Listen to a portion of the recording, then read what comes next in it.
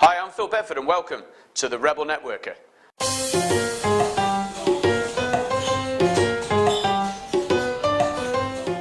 This week's show, I'm going to be showing you how you can maximize your time in your networking group so you become seen as a center of influence and increase your credibility. In Ask Dr. Phil, we're going to be showing you how you can revitalize old contacts that have gone dead. This week's cool tip is how to get more visibility and credibility in your networking group. Who do you think is the President of the United States? We know the answer. But who's the Vice President? Who's the Secretary of State? Who's the Defense Secretary? It's starting to get tough now, isn't it? And yet this is possibly the most visible network on our planet.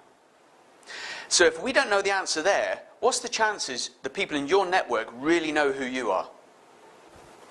So a great way of becoming more visible is to actually help the organization and the running of that network. If there are leadership team roles, if there are supporting roles, if they need help, step up. Get involved in running the network. This gives you more visibility, and as people see how good you are at organization, this will help your credibility, which ultimately will result in more business for you.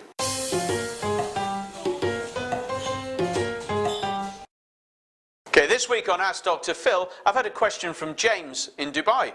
And James says, how can I revitalize old contacts, people that I've lost touch with, who could be key for helping me grow my business?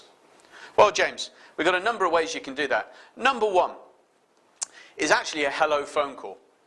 Just have a look into your database and see who are the people you need to touch base with, but just ring them up and say, hi, I haven't seen you for a long time. How's things? The secret, though, is you do not ask for business. It is purely a hello phone call, and you'll be amazed at the results. Secondly, is to actually send a newsletter to your database. And on your newsletter, you can let people know what's happening in your business.